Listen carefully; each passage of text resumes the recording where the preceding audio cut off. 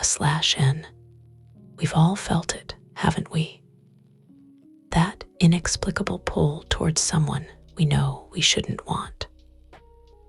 For y/n, it started not with a grand meeting, but with a quiet, dangerous observation in the safe chaos of a family gathering.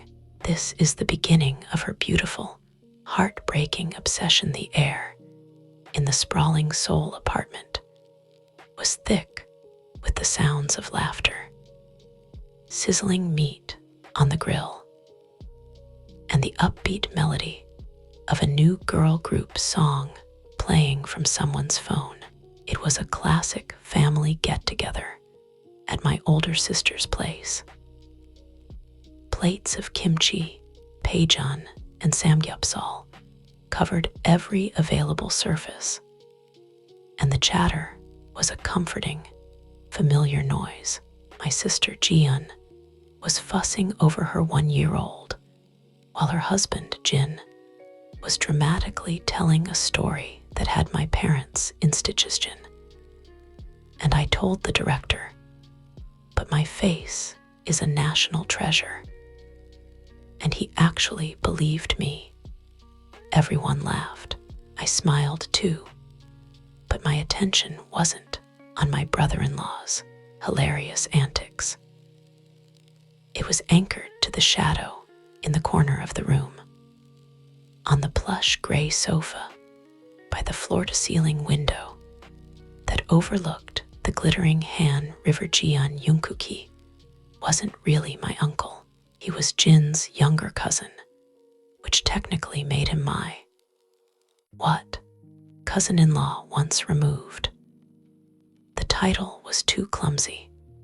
To me, he was just Junkook. And he was nothing like the loud, boisterous rest of the family at 35. He carried a quiet intensity that made the rest of the world seem blurry. While Jin was all broad, comedic gestures, Junkook was still. He was leaning back into the cushions, one arm stretched along the back of the sofa, a half-empty glass of whiskey dangling from his long, elegant fingers. He wore a simple black long-sleeve shirt that clung to his frame, hinting at the strength beneath. His dark hair was swept back, a little messy, and his gaze was directed out the window, lost in the city lights, as if they held a secret only he could decipher. He was a former dancer, I'd heard, an artist. Now, he ran a few successful dance studios across the city. There was a grace to his stillness, a power held in check that was more captivating than any loud story. I, a 17-year-old girl drowning in the anxieties of final exams and university applications, felt like a pale, flickering candle next to his steady, roaring fire. My world was defined by textbooks and the petty dramas of high school. His world felt vast and mysterious. Y/n. Y/n. Pass the japchae, will you? My mom said, snapping me out of my trance. I flinched, nearly knocking over my glass of soda. I quickly passed the plate of glass noodles, my cheeks heating up. When I dared to glance back at the sofa, his head had turned slightly. His eyes, dark and perceptive, met mine for a fleeting second. It was just a blink, a non-event, but in that moment, my heart didn't just skip a beat. It performed a frantic, terrified tango against my ribs. A flush crept up my neck, and I quickly looked down at my plate, suddenly fascinated by a single strand of noodle. I could still feel the weight of that glance. Had he noticed me staring? Of course he had. How could he not? I felt transparent, silly. The evening wore on. People moved around. Conversations shifted. At one point, I found myself alone at the dining table, gathering empty plates. I heard soft footsteps and looked up. It was him, Junkook. He was bringing his glass and a few other dishes to the kitchen. He stopped near me. JK, you've grown up. His voice was deeper than I remembered from the last time I saw him, years ago. It was a low, resonant rumble that seemed to vibrate right through me. I froze, a plate clutched tightly in my hand. My mouth went dry. He was looking directly at me, a faint, unreadable smile playing on his lips. Y/N. I guess so, I managed to stammer, sounding every bit the child I was. JK. Jin was showing me your art portfolio on his phone. The charcoal sketches. They're very good. He'd seen my drawings. The ones I poured my soul into. The ones that felt like the only real part of me. My heart hammered so loudly, I was sure he could hear it. Y/N. Thank you, I whispered, my voice embarrassingly small. He nodded, his eyes lingering on my face for a moment longer before he continued on his path to the kitchen. I stood there, rooted to the spot, the phantom sound of his voice echoing in my ears. The spot where his gaze had rested on my cheek felt warm, branded that night, lying in my bed. I couldn't think of anything else, not my upcoming exams, not the fight with my friend at school. Only him. The way his presence seemed to suck all the oxygen out of the room. The quiet confidence in his posture, the unexpected kindness of him noticing my art dot. It was a single, tiny spark. But as I closed my eyes, I knew, with a terrifying and thrilling certainty, that this spark had just found a forest of dry kindling inside me, and I was utterly, completely helpless to stop the coming fire. A/N. The most dangerous steps are not the ones taken in the dark, but the ones we take willingly towards the light that we know might burn us.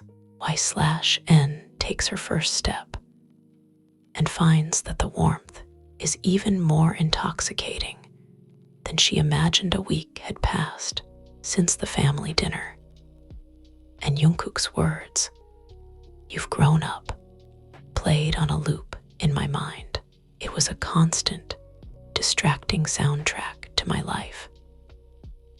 I found myself sketching less of the still life assignments for class and more of a particular pair of thoughtful, dark eyes and hands that looked like they could hold a universe.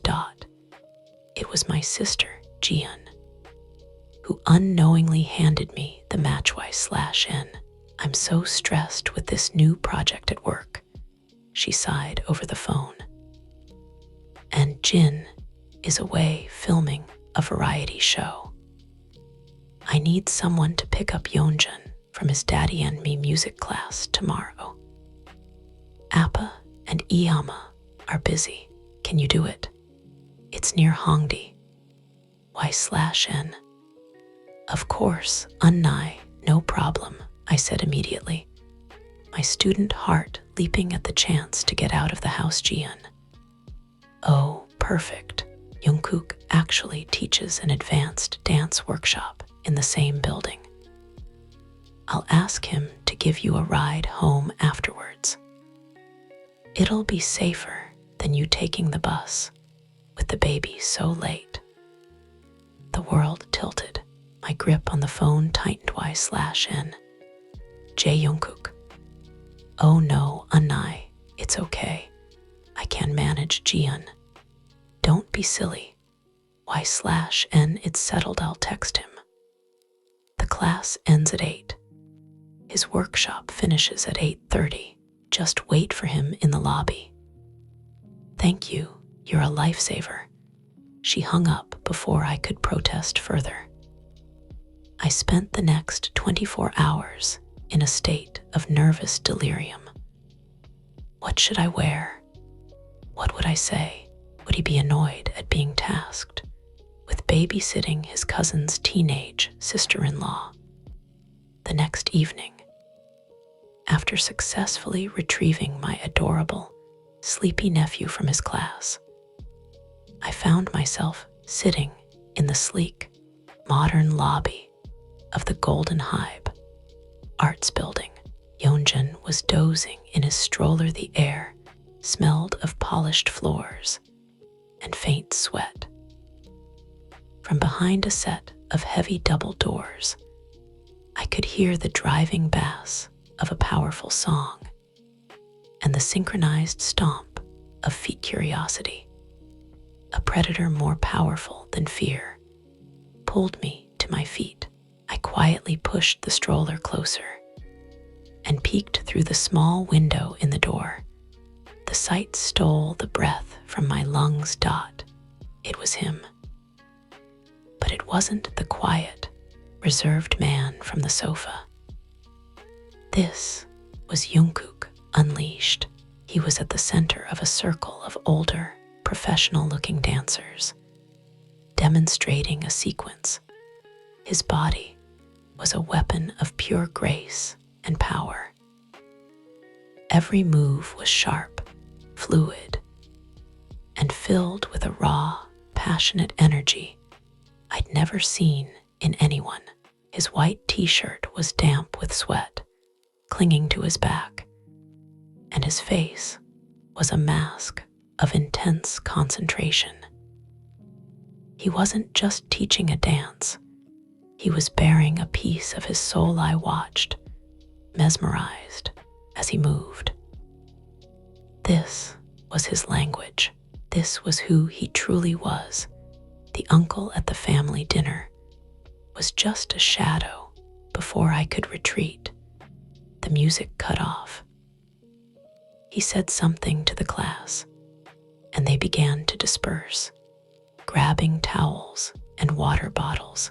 He turned, and his eyes, scanning the room, immediately found mine through the window. Caught, I jumped back, my face flaming. A few moments later, the door swung open and he walked out. A towel draped around his neck. He smelled of clean sweat and faint cologne, a strangely intoxicating combination. JK. Hey, you're early, he said, his voice slightly breathless. Y/N. The music class ended early, I mumbled, staring at my shoes. JK, I see you brought my favorite nephew. He leaned down, his voice softening to a whisper as he gently brushed a hand over Yeonjun's hair. The tenderness in the gesture was so at odds with the powerful dancer from seconds ago that my heart ached. He straightened up and looked at me. Give me 10 minutes to shower and change. I just nodded, unable to form words true to his word. He emerged 10 minutes later, hair damp, dressed in fresh black jeans and a simple gray hoodie. He looked younger, more approachable, but the intensity in his eyes was the same. He took the handle of the stroller from me, our fingers brushing. A jolt, like a static shock, but warmer, shot up my arm. We walked to the parking garage in silence. He loaded the stroller into the back of his sleek, dark SUV, while I buckled Yeonjun into his car seat. The interior of the car was immaculate and smelled like him. That same clean, woody scent He started the car, and a soft, melodic R&B song filled the space.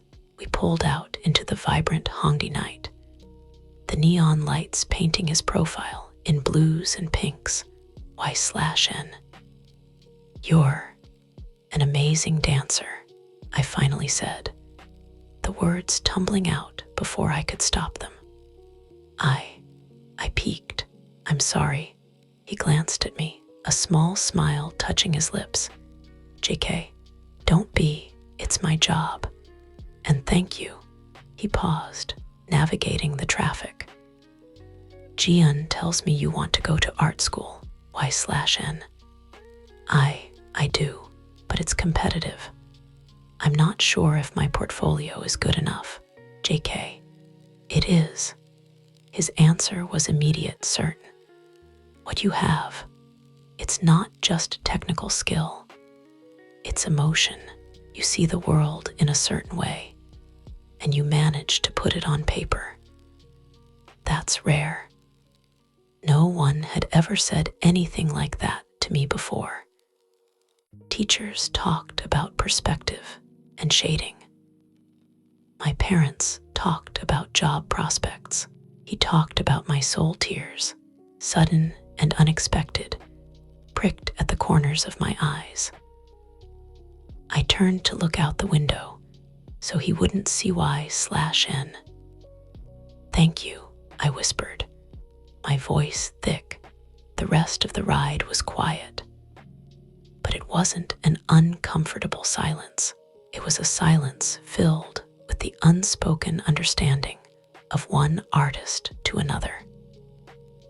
He had seen a part of me I kept hidden, and in return, he had shown me a part of himself he usually kept under lock and key. When he dropped me off at my house, he helped me get the stroller out. "JK, good night, Y/N, he said, his voice soft in the quiet street. Y/N. "Good night, Junkook." I said his name for the first time. It felt forbidden and sweet on my tongue. I watched his car disappear around the corner. I wasn't the same girl who had gotten into it half an hour ago. He had given me my first devastating lesson, that the closer you get to the fire, the more you never want to feel the cold again. A/N. Sometimes, the universe conspires to bring two people together, creating moments so perfectly imperfect that they feel like fate. For Y/N and Junkook, a simple act of support becomes a turning point. A secret shared in a room full of people. The text message appeared on my phone like a lifeline thrown into the sea of my final exam stress. "JK, Jeon gave me your number. I hope that's okay. My friend Hoseok has an art gallery opening in Itaewon this Saturday. He features emerging young artists. I thought you might be interested in coming. It would be good for you to see the scene." I stared at the screen, my heart doing a frantic tap dance. He'd asked for my number. He'd thought of me. This wasn't a family obligation. This was a choice. Y/N. "I'd love to. Thank you for thinking of me." The 3 days that followed were a blur of frantic outfit planning and nervous excitement. Saturday night, I stood in front of my mirror, critiquing my reflection. I'd chosen a simple black dress, something that made me feel a little older, a little less like a student. My hands were clammy. He picked me up promptly at 7. When I opened the door, he was leaning against his car, and the air left my lungs in a whoosh.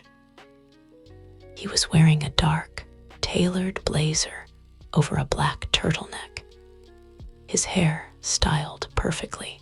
He looked like a movie star, and I felt a fresh wave of adolescent insecurity. But his eyes, when they swept over me, held not judgment, but appreciation. JK, you look beautiful, Y/N. The simple, sincere compliment wrapped around me like a warm blanket. My nerves settled, replaced by a glowing warmth. The gallery, Hope World, was buzzing with Seoul's stylish elite. The walls were adorned with vibrant, explosive abstract pieces. Junkook introduced me to Hoseok, a man with a smile so bright and energetic it could power the entire city. Hoseok, so you're the talented artist Junkook can't stop talking about, Hoseok said, shaking my hand enthusiastically. Junkook talked about me to his friends. I glanced at him, but he was already being pulled away by another well-wisher, giving me a small, apologetic shrug. For a while, I wandered through the gallery alone, feeling slightly out of place. Then I felt a presence at my elbow. JK, what do you think? Junkook asked, handing me a glass of sparkling cider. Y/N. It's incredible. The colors, they're so happy. It feels like joy. JK, that's Hobei for you. His art is just an extension of his soul. He pointed to a large painting in the corner, a whirlwind of gold and peach. That one's my favorite. It's chaotic, but there's a center to it, a peace. We stood there, side by side, looking at the painting. It felt intimate, as if we were the only two people in the room who understood its secret language. Later, as we were getting a bite to eat at a standing table, a man I recognized, Kim Taehyung, another of Jungkook's friends, a photographer with a uniquely handsome, boyish face, came over. Taehyung, Jungkook, you've been hiding this lovely muse from us. His voice was deep and smooth. JK, this is Y/N, Jin's sister-in-law. She's an artist. Y/N, this is Kim Taehyung, a menace. Taehyung laughed, a boxy, genuine smile spreading across his face.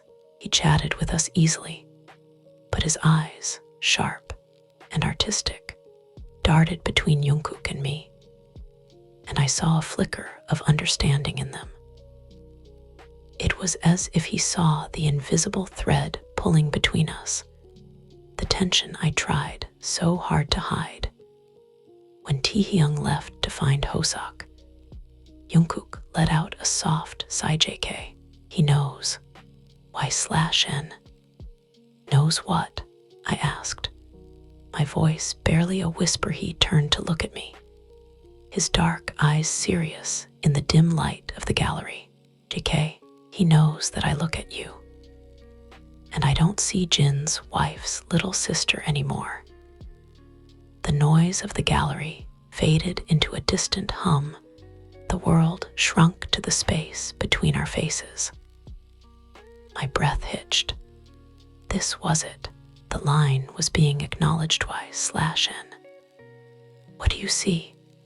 I dared to ask. He leaned in slightly, his voice dropping so only I could hear. JK, I see a woman who draws with her soul. I see someone who makes a crowded room feel empty when she's not in it. It was the most romantic, thrilling thing anyone had ever said to me. Every cell in my body was screaming. This was wrong. It was dangerous. He was too old for me. The family would be scandalized. But in that moment, wrapped in the warmth of his gaze and the poetry of his words, none of it mattered. The drive home was charged with a new electric energy. We didn't speak much, But the silence was now a living, breathing thing between us, filled with his confession and my silent acceptance. When he walked me to my door, he didn't leave immediately. We stood under the porch light, moths dancing around the bulb. JK. I shouldn't have said those things. Y/N, he said, his voice laced with conflict. I'm too old for you. This is complicated. Y/N. I don't care, I said, with a bravery I didn't know I possessed. My age doesn't change what I feel. He looked at me, a war raging in his eyes. He reached out, and for a heart-stopping moment, I thought he would cup my cheek, but his hand stopped midair, clenched, and fell back to his side. JK. Good night, Y/N, he said. His voice strained. He turned and walked away. And I knew, with a sinking feeling, that he was trying to do the right thing. But as I closed the door, leaning against it with my heart pounding, I also knew that the thread between us had now been pulled taut. And it was only a matter of time before one of us pulled too hard, and everything came unraveled. A/N. The path of a forbidden love is never smooth. It's a road paved with guilt, fear, and the painful, necessary act of pushing away the one you desire most.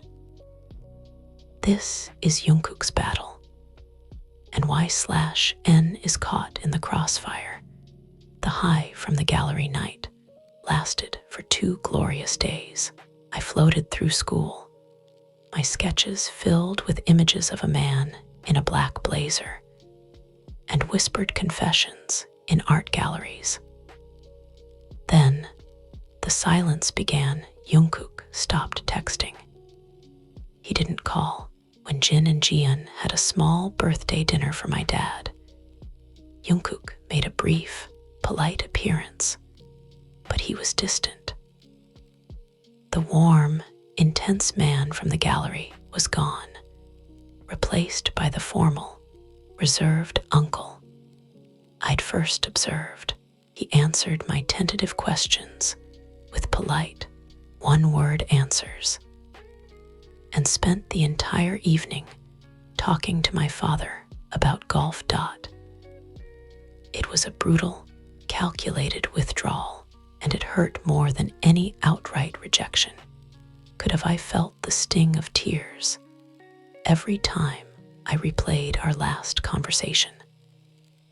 I see a woman. Had it all been a lie, a moment of weakness he now regretted, my art became my only outlet. The emotions I couldn't express, the confusion, the heartache, the longing, bled onto the paper. I started a new series, charcoal on large sheets, all depicting the same subject. A man from behind, walking away. His form blurred as if he were disappearing into a foggy week after the cold shoulder dinner. Jeon called Jeon. Y/N, are you okay? You've been so quiet. Y/N. I'm just stressed with exams. Unnai, I lied, my voice flat. Jeon. Well, Jungkook mentioned you seemed a bit down at Appa's dinner. He's worried about you. I sat up straight. He was worried. Then why was he acting like I had the plague? Y/N. He said that, Jeon. Yeah, he's a good guy, isn't he? Always looking out for the family. Anyway, he said, if you're feeling overwhelmed with your portfolio, one of his friends, Min Yoongi, is a brilliant installation artist. He said he could set up a meeting for some advice. Very kind of him, right? It was a peace offering, a way to help me, but from a safe, professional distance.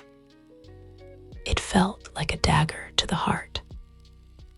He was trying to be my mentor, my benevolent uncle, when all I wanted was for him to be the man who looked at me like I was his entire universe. The push and pull was tearing me apart. I needed to see him. I needed answers. I knew his schedule. I knew he often stayed late at his main studio in Gangnam on Thursday nights, doing paperwork. That Thursday, after telling my parents I was studying at a friend's house, I took the subway to Gangnam. My courage almost failed me when I stood outside the darkened studio. The only light coming from under his office door. I took a deep breath and knocked a moment of silence. Then the door opened. He stood there, looking tired. He'd taken off his blazer, and his white button-down shirt was untucked, the sleeves rolled up to his elbows. He looked surprised, then concerned, then guarded, all in the span of a second. JK. Y/N. Is everything all right? Did something happen? Y/N. You tell me, I said, my voice trembling. You've been ignoring me. He sighed heavily, running a hand through his hair. He stepped back, a silent invitation to enter. His office was neat, with awards on the shelves and framed photos of him with his dance crews. It smelled strongly of him. JK. It's for the best, he said, his back to me as he leaned against his desk. Y/N. For who? For you, because it doesn't feel best for me. It feels awful. He turned around, his eyes flashing with a frustration I hadn't seen before. JK. You're 17, Y/N. 17. I'm 35. I have a business, a reputation. You have your whole life ahead of you. Your family trusts me. Jin is like a brother to me. What I feel, what I'm starting to feel for you, it's not right. It's selfish. Y/N. So what you said at the gallery, you didn't mean it, JK. I meant every word. He burst out, his voice rough with emotion. That's the problem. Don't you see? I look at you, and I forget about all the reasons why this is a terrible idea. I forget about the age gap, about the family, about everything. And that terrifies me. He pushed off the desk and started pacing. I'm supposed to be the responsible one. I'm supposed to protect you, not Y/N. Not what? Not love me. The word hung in the air between us, vast and terrifying. He stopped pacing and looked at me, his chest heaving. The mask was completely off. I could see the raw conflict, the desire, the fear, all of it laid bare. JK. What do you want from me, Y/N? He asked, his voice barely a whisper. Y/N. I just want you to stop fighting it, I pleaded, taking a step closer. I'm not a child. I know my own heart, JK, but I have to be the one who thinks with my head. He insisted. If we start this, there's no going back. We could hurt so many people. I could hurt you. We were standing close now, so close I could feel the heat radiating from his body. The air crackled with unsaid things. His eyes dropped to my lips, and for a long, suspended moment, I was sure he was going to kiss me. I wanted him to, more than anything, but instead, he closed his eyes and took a deliberate step back, putting the width of his desk between us again. JK, you should go, Y/N. The finality in his voice shattered me. The hope I had been clinging to crumbled into dust. The storm of his internal battle was over, and I had lost without another word, tears streaming silently down my face.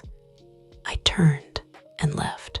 I walked out into the cool Seoul night, feeling more alone than I ever had in my entire life. He had chosen to be my shadow in the corner once again. And this time, it felt like a permanent goodbye. A/N. When a dam breaks, it's not a gentle trickle. It's a cataclysmic, uncontrollable flood that destroys everything in its path. For Junkook and Y/N, a moment of shared vulnerability becomes the crack that shatters their carefully constructed walls. The days after our confrontation in his office were a monochrome blur. I went through the motions of school and life, but I felt hollowed out. My sketches were empty. The world had lost its color. I truly understood the meaning of heartbreak. It was a physical ache, a constant, dull pain in my chest. It was Jimin, Jungkook's best friend and business partner, who inadvertently became the catalyst for everything. Jimin was the opposite of Jungkook, effervescent, openly affectionate, and perceptive in a way that felt almost magical. He found me sitting alone in a cafe near my school, staring into a cold, hot chocolate. I hadn't even heard him approach Jimin. Y/NSSI. Mind if I join you? I looked up, startled. Park Jimin was smiling, but his eyes, kind and knowing, held a trace of concern. Y/N. Oh, of course, Jimin SSI. He slid into the seat opposite me, ordering an Americano before turning his full attention to me. Jimin, you look like you've lost your favorite star in the sky, he said softly. The simple, poetic accuracy of his statement broke me. A sob escaped my lips before I could stop it, and I covered my face with my hands, utterly mortified. Jimin. Don't cry, he said, his voice gentle. He didn't ask what was wrong. He already knew. He's not doing any better, you know. I looked up, wiping my tears. What, Jimin? Jungkook. He's a mess. He's snapping at everyone at the studio. He's working himself to exhaustion. He's like a ghost. Jimin stirred his coffee slowly. He thinks he's doing the right thing by pushing you away. He thinks he's protecting you. But all he's doing is making two people miserable instead of one. Y/N. He said it himself. It's wrong, I whispered. Jimin. Is it? Jimin tilted his head. Love isn't about numbers on an ID card. Y/NSSI. It's about two souls recognizing each other. I've known Junkook for 15 years. I've never seen him look at anyone the way he looks at you. It's like he's been sleepwalking his whole life and just woke up. His words were a balm and a poison.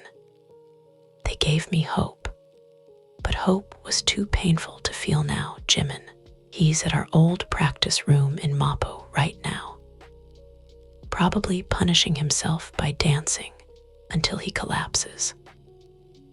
The code is 1004. Like an angel, he said, sliding a piece of paper with the address across the table. I'm not telling you to go. I'm just giving you information. What you do with it is your choice. He gave me one last, warm smile, paid for both our drinks, and left. I sat there for an hour, the paper burning a hole in my hand. 1004. Like an angel. This was my choice. I could go home, try to move on, and let this painful chapter end. Or I could go to him and risk everything for a final, definitive answer. My feet made the choice for me. The practice room was in a quiet, old building. I typed the code with shaking fingers. The door clicked open. The room was dark, lit only by the city lights filtering through a large window. And there he was alone, drenched in sweat, moving to a slow, heartbreaking ballad that played from a small speaker. This wasn't the powerful, precise dancer from his workshop. This was raw, unfiltered emotion. Every move was anguish, every extension of his arm a reach for something he couldn't have. He was dancing out his pain, and it was the most beautiful, devastating thing I had ever witnessed. He finished the sequence, collapsing to his knees, his head bowed, his shoulders heaving. He hadn't seen me. I stepped into the pool of light Y/N. Junkook. His head snapped up. His eyes were red-rimmed, filled with a turmoil that mirrored my own. He looked shattered. JK. Y/N. You shouldn't be here. His voice was hoarse. Y/N. Jimin gave me the code. He let out a bitter laugh. Of course he did. I walked towards him slowly until I was standing right in front of him. He was on his knees, looking up at me. The power dynamic had shifted. For the first time, I was the one standing, and he was the one vulnerable. Y/N. I can't do this anymore, I said, my voice surprisingly steady. I can't live in this in-between. I need you to choose. Either you let me in completely, or you tell me to leave right now, and I will never bother you again. But you don't get to be in my life just to ignore me. You don't get to tell me I have a beautiful soul and then treat it like it's nothing. Tears were streaming down my face again, but I didn't care. This was my truth. This was my breaking point. He looked up at me, and I saw the last of his resistance crumble. The war in his eyes was over. The fear was still there, but it was finally outweighed by something stronger. Without a word, he reached out and pulled me down onto my knees in front of him. His hands came up to cradle my face, his thumbs wiping away my tears. His touch was electric, sending shivers through my entire body. JK. I'm so sorry, he whispered, his voice breaking. I'm so sorry for hurting you. I was a coward. He leaned his forehead against mine, our breaths mingling.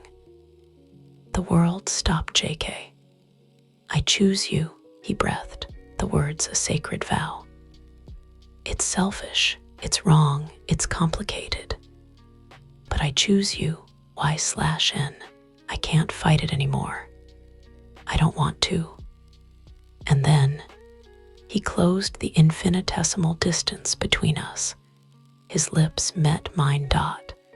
It wasn't a gentle, tentative first kiss. It was a confession. It was a release. It was months of longing, fear, and desire, all pouring out at once. His lips were soft, yet demanding, moving against mine with a desperate intensity. I kissed him back with everything I had, my hands tangling in his damp hair, pulling him closer. It felt like coming home. It felt like the first and last kiss of my life, all at once. When we finally broke apart, we were both breathless, foreheads still pressed together. In the quiet, dark practice room, surrounded by mirrors that reflected our entangled forms. We didn't speak, we just held each other. The battle was over. The flood had come, and we had decided together to drown in it /n. And so begins the most beautiful secret. A love that blooms in the shadows, where every stolen glance is a promise and every touch feels like a revolution. This is their world, built for two. The world didn't end after the kiss. It began. We didn't announce our relationship to our families. How could we? This was our secret, a precious, fragile universe that existed outside of rules and expectations. For the first time, it felt like we were breathing real air. Our relationship was built in the hidden corners of Seoul. We met in his art-filled apartment that I'd only heard about, a spacious loft with high ceilings and a wall of windows that made me feel like we were floating above the city. We spent Saturday afternoons there, with me sketching while he worked on choreography plans. The soft sounds of his playlists, our only background noise. Sometimes, his friends would come over. Taehyung would bring his camera and take moody, beautiful photos of us that we could never show anyone. Jimin would cook for us, winking at me as if to say, "I told you so." Hoseok and Yoongi would come by, and the loft would fill with laughter, deep conversations about art, and the comfortable ease of long-term friendship. In their presence, I wasn't Jin's little sister-in-law. I was just Y/N Jungkook's Y/NJK. "Do you regret it?" he asked me one evening, his head resting in my lap as we watched the sunset paint the sky in shades of orange and purple. Choosing this, choosing a life in the shadows. I looked down at him, running my fingers through his soft hair. His gaze was open, vulnerable. Y/N. "How can I regret the shadows?" I whispered, "when they led me to you. This isn't a life in the shadows, Jungkook. This is our light. It's just a light that only we can see right now." He smiled, a real, unguarded smile that reached his eyes and made them crinkle at the corners. It was a smile I knew was only for me, JK. "When you turn 18, he said, his voice firm, "we'll tell them. We'll figure it out. I'm not hiding you forever. Y/N, you deserve to be loved out in the open." Y/N, "I am loved," I said simply. That's all that matters to me. Our moments together were a collection of stolen treasures. A quick, secret kiss in the elevator of his building, his hand finding mine under the table at a group dinner with his friends. Our linked fingers, a silent rebellion. The way he'd look at me across a room, his eyes holding a heat and a promise that made my knees weak. He became my greatest muse and my most devoted critic. He pushed me to be bolder in my art, to use color, to take up space, JK. The world needs to see what you see. Y/N, don't be afraid of it.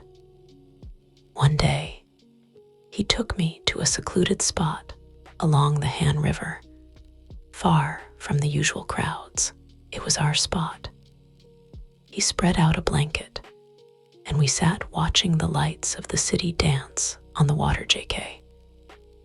"I have something for you," he said, his voice a little nervous.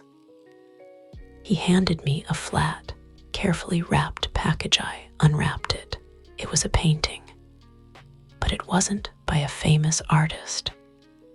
It was the painting from Hoseok's gallery opening, the one he'd said was his favorite. The chaotic whirlwind of gold and peach/N. "Junkook, this is Hoseok's piece. You bought it, JK." "I did, the day after the opening." He took my hand, his thumb stroking my knuckles. "I told you that painting had a center, a piece.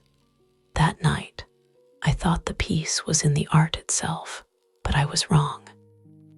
He looked into my eyes, his gaze so full of love it took my breath away. The piece was standing next to me while I looked at it. It was you. And you're my center in all the chaos of my life. You are the peace I never knew I was searching for.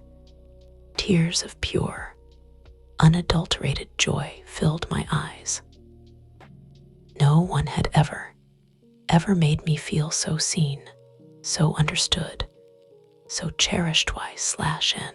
"I love you, Jeon Junkook," I said, the words feeling as natural as breathing. He cupped my face, his touch infinitely gentle. JK. "I love you.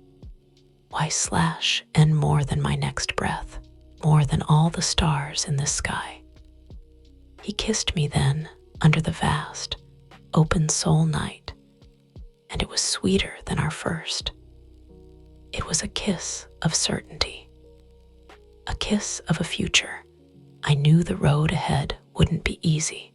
There would be difficult conversations, shocked faces, and maybe even anger from our families. But as I sat there in the circle of his arms, our secret universe glowing brightly around us, I knew, with every fiber of my being, that we could face it all. He was my beginning, my middle, and my end. My beautiful, complicated, thrilling obsession had blossomed into a love that was deep, real, and utterly unbreakable. And for us, that was more than enough. It was everything.